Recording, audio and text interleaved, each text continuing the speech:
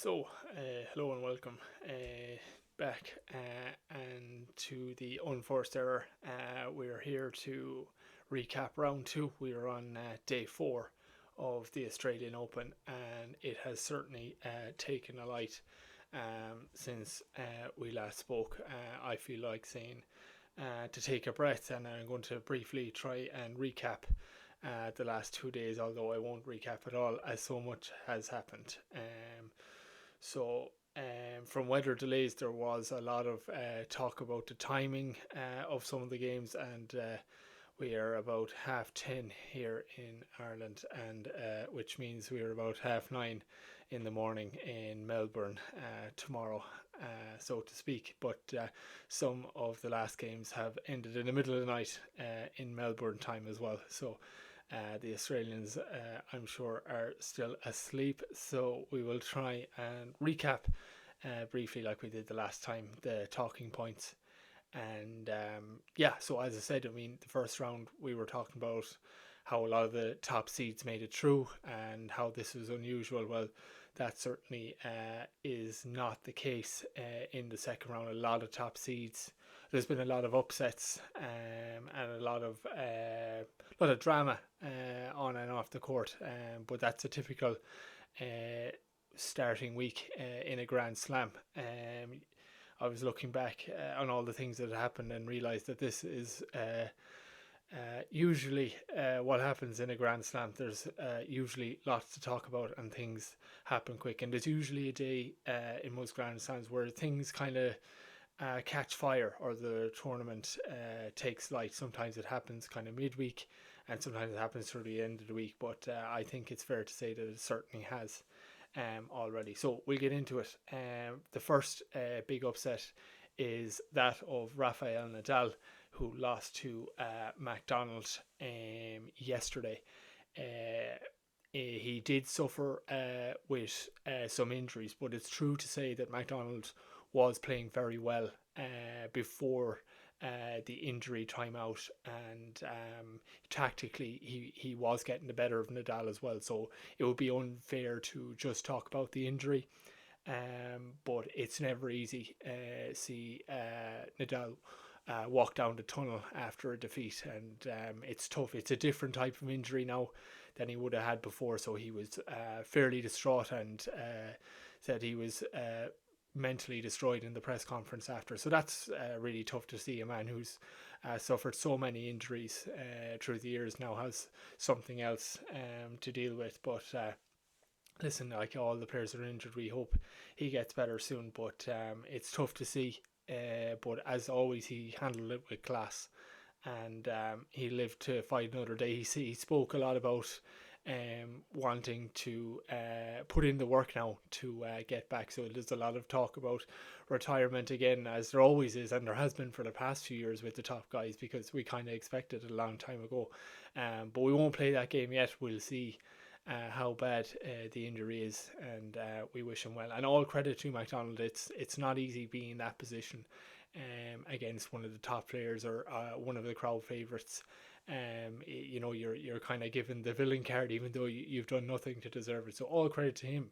And you cast your mind back to Serena Williams last year, cast your mind back to Anya Tomljanovic, who played her in her last game, and how difficult that is, to remain composed. And when he did spot a weakness, he stamped on it, and that's what Nadal would do in the vice versa situation. So all credit to him, and we wish Rafael Nadal the very best as always, and hope to see him back as soon as possible.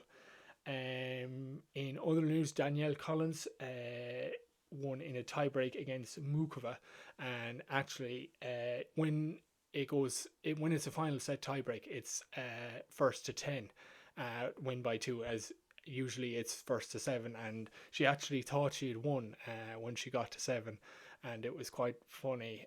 One of those things that happened, that the umpire had to tell her that she hadn't quite won the game, but she remained composed and she finished out the game. So the next game then, Raducanu Goff was one of the kind of bigger games, I suppose, in round two on paper. Coco Gauff won in 2 sets. The second one a lot closer than the first one. Gauff was very impressive. She was had an air of confidence about her from the start. Even walking around, she was kind of strutting around. The shoulders were out, and yeah, it was very impressive. But the second set came down to a tiebreak, so she certainly didn't have it all her own way. And Raducanu said after in the press conference that she didn't get as much practice as she would have liked coming into the tournament. And as I said, with the injury scares, she probably wasn't sure she was going to play at all. So she was relatively pleased that she made the second round and at least made a good game of it in the tiebreak in the second set. In women's tennis in the majors, it's best of three. So you lose the first set, it's there's a different aspect to it to the men. You know, you've almost more time in the men's to be playing poorly or to wake up. You have more time to get back, whereas you go down a set in the women's, all of a sudden your back's against the wall and you're fighting for your life already. You know, so there's a different feel to it. Yeah, we Coco Gauff is definitely someone now to watch as she goes forward. Maria Sakkari, the Greek lady, beat Diana Schneider in 3 sets as well. Didn't have it all her own way, really had to fight back in that game, and was very had to pull out a lot of stops and was very animated, but used all the great aspects of her game when it really mattered. There was a great point in the game where it was a key point, and Sakkari uses her physicality. She gets lobbed, she runs back, twists and returns, and I think that shot really sums her up, her energy. And the more you grow into a tournament, the more confidence you get. So we're going to watch out for her as well. Jessica Pegula beat Sasnovich in yesterday as well. The impressive thing about Pegula is she beat Iga Swiatek recently as well before the game. So there's a lot of talk around her. The impressive thing is, if you watch her, she's a great temperament for tennis. She doesn't reveal a lot. She seems to stay at the same level the whole time. Even, you know, you compare that to Sakkari, who was all out in her game and all emotions, or even the likes of Sabalenka, who was spoken about before. You know, you see it. How they feel, but Pegula is almost direct contrast, and that can be very key because the opponent has no idea how she's reacting to things. So, but playing very, very well. Sabalenka, aforementioned, beat Rogers in a very business-like win. Seemed to have no trouble, and seems a different player to the player who struggled with her serve last year. And I suppose in that quarter draw, Ons Jabeur lost today, and that kind of opens up that side of the draw even more so for Sabalenka. Although Vondrousova beat Ons Jabeur in impressive fashion. She had wrist surgery last year, and it was heartbreaking to see, though. Ons was very upset after, and as we've talked about before, in the kind of latter stage of her career, she's under a different kind of pressure coming where she's coming from. She's carrying the hopes and dreams of a lot of different people, and has a different background to so many, and kind of carries that with her and represents where she comes from absolutely brilliantly. But really tough to see, but that's the nature of Grand Slams. You know, there's no easy games, and especially after round one, the intensity is definitely heated. Garcia beat Leylah Fernandez in the early hours of Irish time this morning. It's one of those games that didn't feel like she was on top.